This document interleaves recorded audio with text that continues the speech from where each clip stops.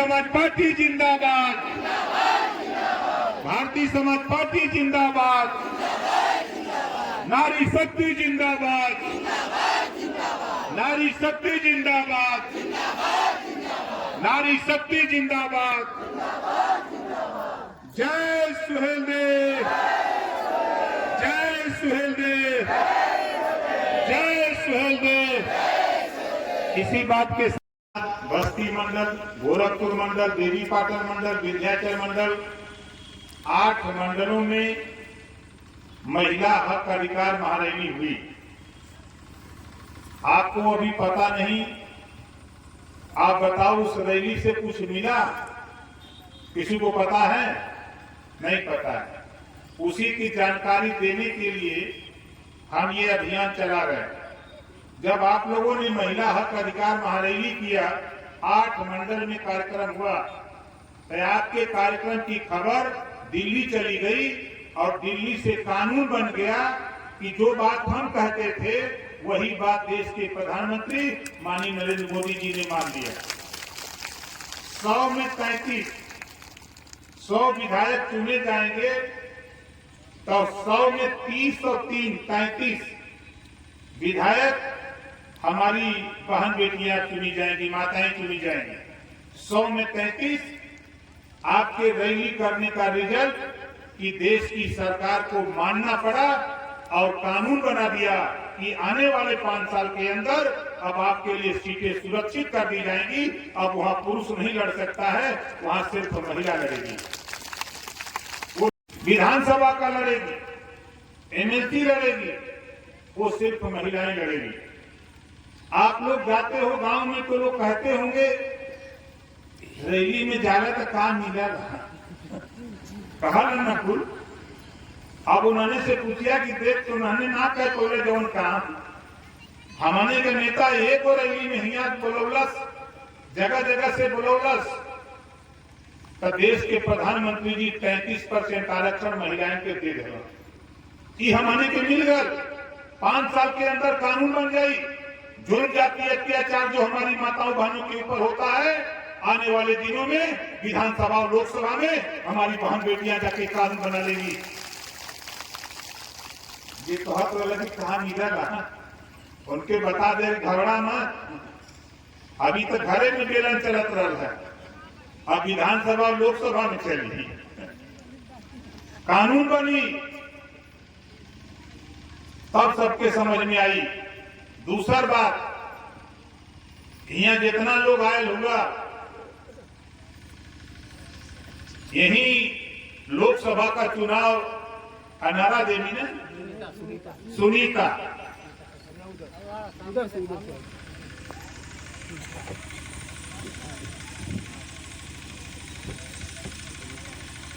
आप बताओ कितने लोगों ने इसको वोट दिया था? ये लोकसभा का चुनाव सुल्तानपुर से लड़ी थी। वो लड़ी थी कि नहीं लड़ी थी? जो लोग कहते हैं कि काम मिलल, ऐसे लोगों से बता देना कि तुम तो नालायक हो।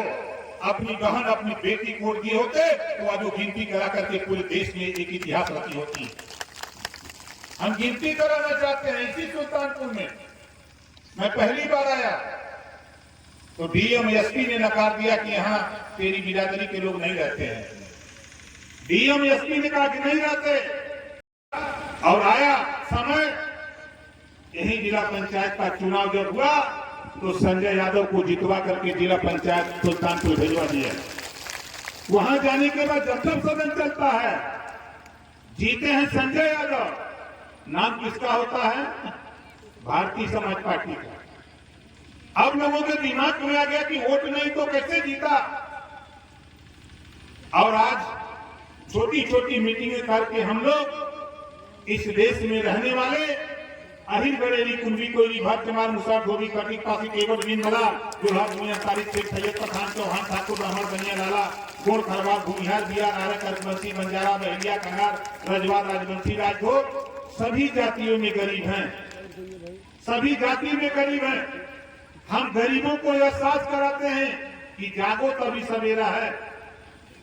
आज आप बताओ, पूरे देश में अभी कल की घटना में बताऊं, कल मेरे सामने सुबह से 10 बजे तक लगभग हमको अंदाज है कि 55-56 फोन आए कि साहब पुलिस की भर्ती हो रही है। 5 साल से हम तैयारी कर रहे हैं और हमारी उम्र जो सरकार ने तय किया 18 से 22, हम नहीं फॉर्म अप्लाई कर सकते। 1 बजे मैंने प्रेस किया, 1 बजे प्रेस किया, उसकी खबर लखनऊ गई और 7 बजे डिबेट बैठ गया और डिबेट बैठते बैठते मुख्यमंत्री ने समय सीमा बढ़ा दिया। ये काम प्रकाश राजभर करता है। आज चाहे वो सामान्य वर्ग का बच्चा हो, चाहे पिछड़े वर्ग का हो, चाहे अनुसूचित जाति का हो, चाहे जनजाति का हो, जो पुलिस की भर्ती में भाग लेने से वंचित हो रहा था, ऐसे बच्चे उसमें भाग लेकर के पुलिस बनने का काम करेंगे, आपकी सुरक्षा का काम करेंगे। ये काम हम करते हैं। नेता लोग भाषण तो बहुत सुना है, में पड़े हैं। एक कानून हम बनवाना चाहते हैं। दुनिया के तमाम देशों में शिक्षा फ्री है, दुनिया के तमाम देशों में शिक्षा फ्री है और भारत में भी हम शिक्षा फ्री चाहते हैं। जो पढ़ाई अमीर के बेटा को है, वही पढ़ाई गरीब के बेटा को हो और फ्री शिक्षा हो। कॉपी किताब, फीस, दवाई, भोजन, वजीफा, कपड़ा, जूता, मोजा, टाई, बैग, साइकिल फ्री में देकर बिना पैसा में पढ़ाने का कानून हम देश में लागू कराना चाहते हैं। बोलो कितने लोग चाहते हो कि ये कानून बन जाए?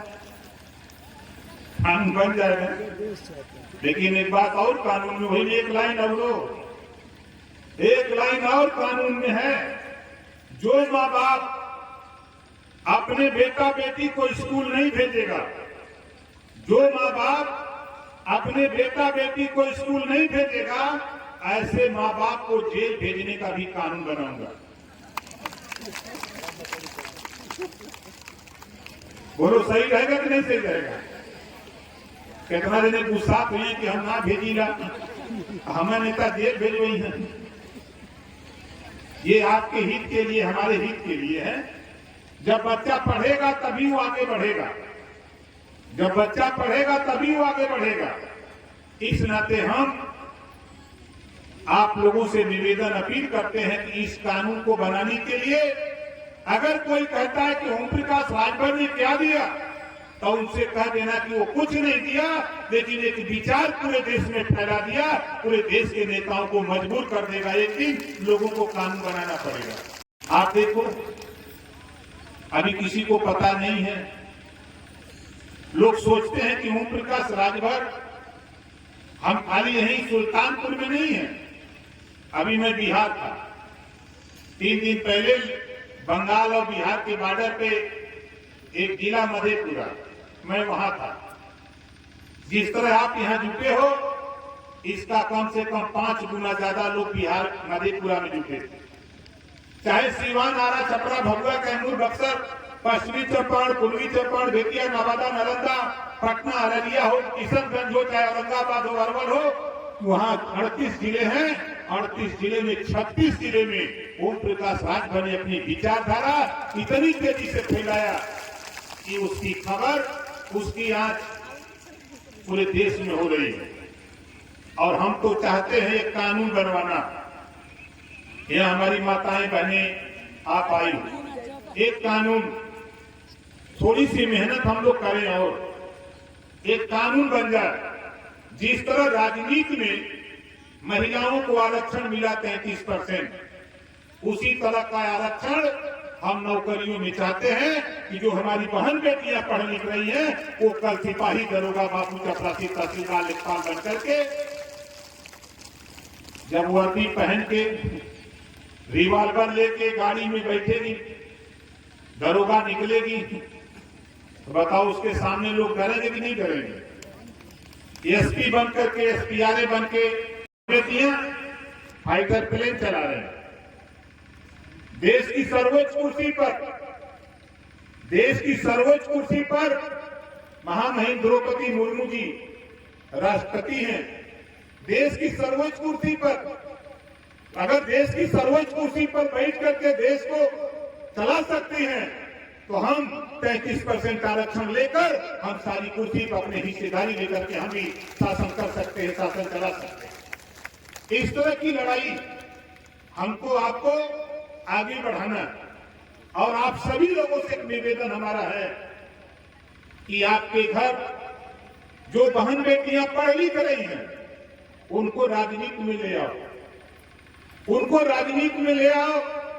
नहीं देखो जिस तरह काका कालेलकर आयोग, मंडल कमीशन, परेशान सब लोग रहे, लंबा अवध बीता, फिर आरक्षण लागू होने जा रहा है 5 साल के अंदर 33% महिलाओं के लिए। अगर हमारी बहन बेटियां मंच पे नहीं बोलेगी तो लोकसभा विधानसभा में खड़ा होकर के नहीं बोल सकती। वो प्रधानी का चुनाव नहीं कि उनके घर का कोई आदमी प्रधानी करा लेगा, ऐसा नहीं। मैं भी विधायक हूं। दूसरी बात, सदन के अंदर वही बोल सकता है जो सदस्य है, वही अंदर जा भी सकता है। 403 विधायकों में ओम प्रकाश राजभर, हम भी गाजीपुर जहुलाबाद से जीत के गए। आप बताओ, सदन में जो मैं लड़ाई लड़ता हूं, सदन की लड़ाई से कितने लोग खुश हो, जरा हाथ उठाओ कि देखो 35% आरक्षण पिछड़ों के लिए लागू है। 35% आरक्षण पिछड़ों को बांट करके देने के लिए, 35% आरक्षण को बांट करके देने के लिए मैं 2 साल मंत्री था और मुख्यमंत्री जी से लेके, गृह मंत्री जी से लेके, प्रधानमंत्री जी से लेके मैं लड़ता रहा कि 27% आरक्षण को बांट करके यूपी में सबको हिस्सा दिया जाए। बात नहीं बनी। प्रधानमंत्री जी ने कहा कि हम राष्ट्रीय स्तर पे देश में बांटना चाहते हैं, हम राष्ट्रीय स्तर पे लागू करना चाहते हैं। हमने कहा कि मैंने जनता के बीच में वादा किया कि यूपी में लागू कराऊंगा, राघवेंद्र सिंह की कमेटी की रिपोर्ट लागू कराऊंगा, नहीं लागू हो रहा है तो ओम प्रकाश राजभर मंत्री पद का लालची नहीं, इस्तीफा देकर के चला आया। यहाँ प्रधानी से इस्तीफा देने में लोग कांपा रहे, लेकिन ओम प्रकाश राजभर, हम गरीबों की सेवा ईश्वर से बड़ी सेवा है। हम माँ बाप की सेवा करते हैं, माँ बाप से आशीर्वाद लेके निकलते हैं, जो गांव जाते हैं, घर जाते हैं, और बराबर आपकी लड़ाई को आगे बढ़ाने के लिए हम घूमते हैं। हमारा प्रयास हो रहा है कि आधी आबादी महिलाओं की है तो सभी क्षेत्रों में आधा हिस्सा महिलाओं का रिजर्व होना चाहिए। मूवमेंट, और आप घबराओ नहीं, देखो क्या क्या खेल हम करते हैं। अभी आपको पता नहीं हम क्या क्या खेल करते हैं आपके अधिकार को लेकर। अंदर प्रधानमंत्री जी ने कहा कि रोहिणी आयोग का गठन मैंने किया, 2017 में रिपोर्ट तैयार है। पूर्व राष्ट्रपति जी के नेतृत्व में 5 सदस्यीय टीम बनी है और वो टीम राष्ट्रीय स्तर पे 27% रिजर्वेशन बांट करके देना चाहती है। ओम प्रकाश जी हमारी मदद करो। हमने कहा कि यदि जिस दिन बंटवारा कराने के लिए आपने रिपोर्ट तैयार कर लिया, उसी दिन मैंने मन भी बनाया कि जो जातियां आज तक सिपाही, दरोगा, बाबू चपरासी नहीं बन पाई, उनको बनाने का अगर बीड़ा आपने उठाया तो हम भी आपके साथ कंधे से कंधा मिलाकर चलने को तैयार। बहुत से लोग कहते हैं कि यानी नेता दल बदलू, कहते हैं। अच्छा ये बताओ, समाजवादी पार्टी 8 बार दल बदली है, 2 बार बसपा से, 2 बार कांग्रेस से, 1 बार निषाद पार्टी से, 1 बार जो है सुभाषपा से, 2 बार आरएलडी से, लोक दल से।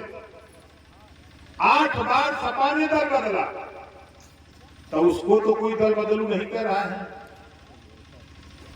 उसको तो लोग कहते हैं समझौता कर रहा है। समझौता क्यों होते हैं?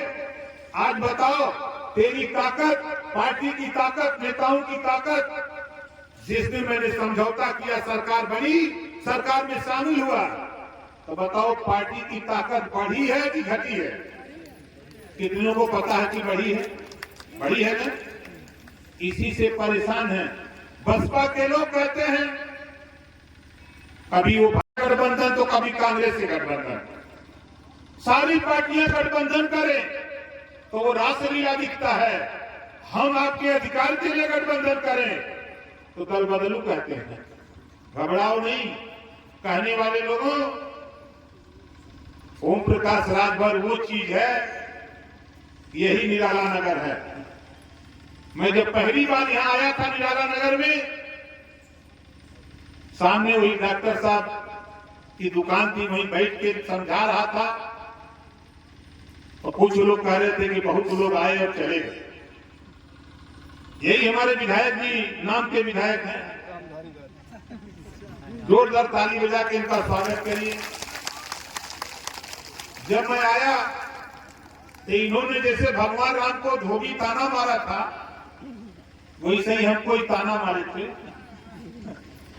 कि बहुत नेता देख रहे हैं, कहूं आ हुए एक प्रधान बना ही नहीं सकता, तू अगुआ सरकार बना।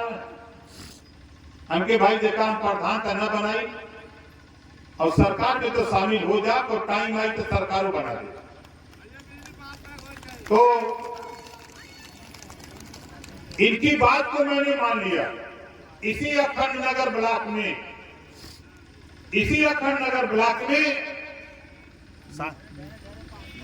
मीरपुर प्रतापपुर ये भी गांव है निराला नगर, 7 प्रधान हुए। इन्होंने ताना मारा था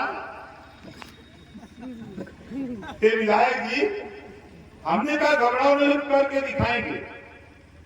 और 7 प्रधान बना करके तब हमने विधायक जी से कहा, विधायक जी चाय पिलाओ, देखा आपका काम मैंने कर दिया।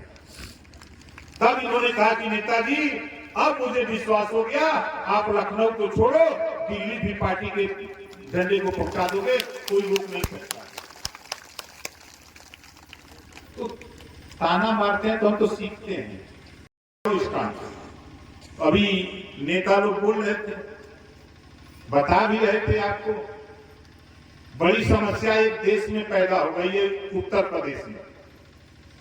एक बार सरकार ने मन बनाया कि हम स्मार्ट मीटर लगाएंगे, फ्री में लगाएंगे। तो ठेकेदार को टेंडर मिल गया, ठेका की जाओ गांव-गांव में स्मार्ट मीटर लगा दो। तो गांव में गया तो गांव वालों से कहा कि भैया फ्री में है, अगर ही फ्री में पा जाए तो लूट ले, है कि नहीं? फ्री में खाली नाव सुन जाए तो लूट लेंगे। अब वो स्मार्ट मीटर ऐसा लूटे कि कोई मड़ई में ठोकवा देलस, कोई पेड़े में ठोकवा देलस, कोई दिवाली में ठोकवा देलस, और उसके बाद वो ठोक ठोक के सबसे आधार कार्ड का फोटो कॉपी ले लेलस, लेके चल गए। अब गरीब पिछड़ा को हो बिजलिया कैसा रही, कई बिजलिया फ्री रही, तू लोग लगा लो। अब तो लग तो गया, मीटर लग गया, तार जुट गया। अब कितना देने का तो मीटर लगल बा, वही तार जुटल नहीं बा, वहू कभी लागल बा। ये बात के जब हम जानकारी हुई तो समय समय पर हम सरकार को, प्रदेश सरकार को अवगत कराते रहे। शायद याद होगा, हमारे नौजवान साथी पता होगा, विधानसभा के अंदर इस मुद्दे को अगर कोई बोला तो ओम प्रकाश राजभर खड़ा होकर के सदन के अंदर ललकारा। ये त्रुटि हुई, सरकार से ये कमी हुई। ऐसी 18 जुलाई जो अभी 2023 18 जुलाई को देश के प्रधानमंत्री के सामने मैंने इस बात को रखा कि हम यूपी से आते हैं, यूपी के गरीब कमजोर लोग चाहते हैं कि जो ठेकेदारों ने धोखा दिया स्मार्ट मीटर लगा करके कि फ्री में बिजली मिलेगी, लेकिन उसका बिल देना होगा।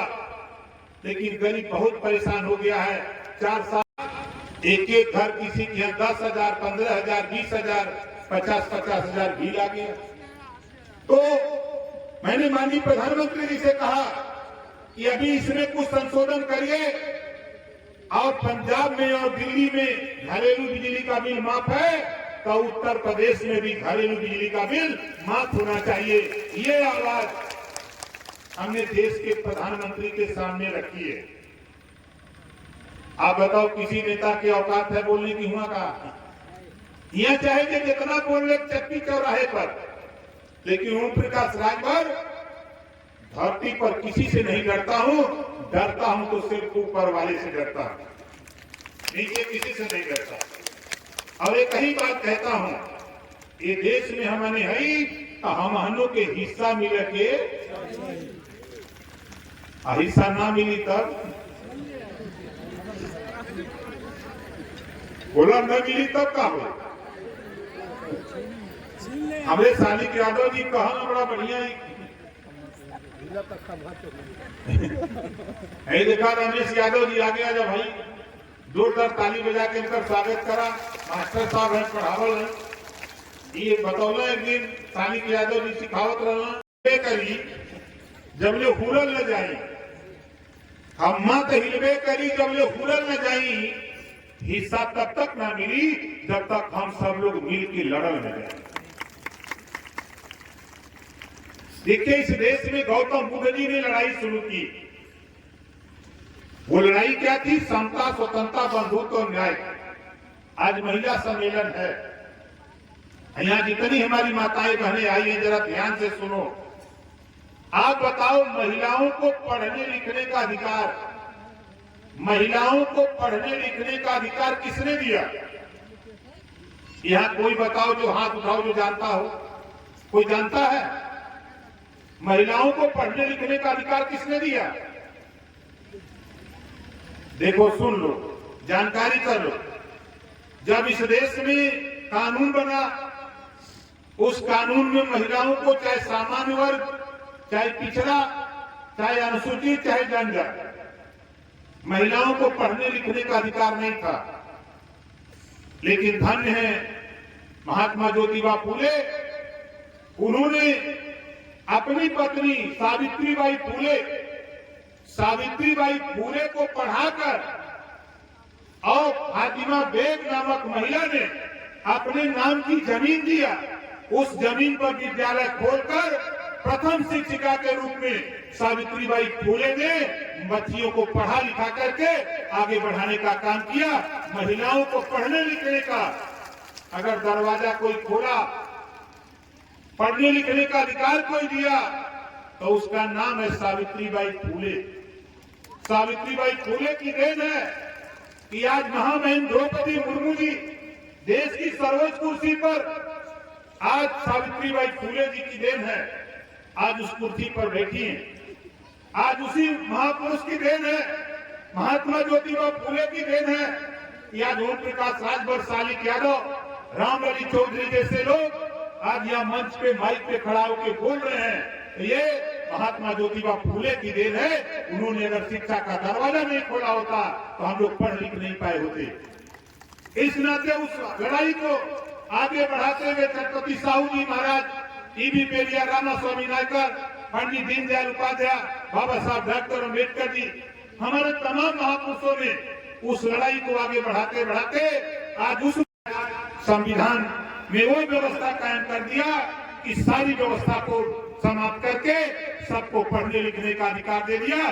चाहे महिला हो चाहे पुरुष हो, सबको पढ़ने लिखने का अधिकार दे दिया। ये बाबा साहब डॉक्टर अम्बेडकर जी ने संविधान में अपनी कलम से लिख दिया। इस नाते मैं आपसे कहना चाहता हूं कि देखो भाई,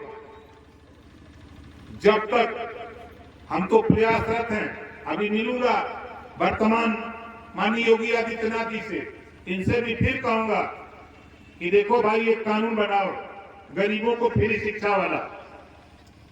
सदन चलेगा तो फिर लड़ाई होगी, हम मानेंगे नहीं। बोलो, लड़ाई होनी चाहिए कि नहीं होनी चाहिए? लड़ाई हक के लिए होना चाहिए।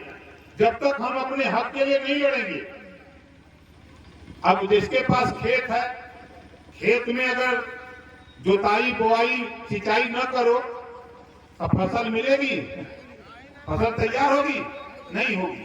तो ये लोकतंत्र है। लोकतंत्र में बाबा साहब डॉक्टर अम्बेडकर जी ने हमको आपको सबसे बड़ा हथियार, सबसे बड़ा पावर, चाहे उसको तोप समझो, चाहे AK-47 AK-56 समझो, बाबा साहब डॉक्टर अम्बेडकर जी ने इस देश में 140 करोड़ आबादी में जो 18 साल की उम्र पार कर लिया, उसके हाथ में वो ताकत, वो तोप थमा दिया कि आप जहां भी बटन दबाओगे, जिसको चाहोगे उसको आप मुख्यमंत्री और प्रधानमंत्री बनाओगे और जो चाहोगे वो कानून पास कराओगे।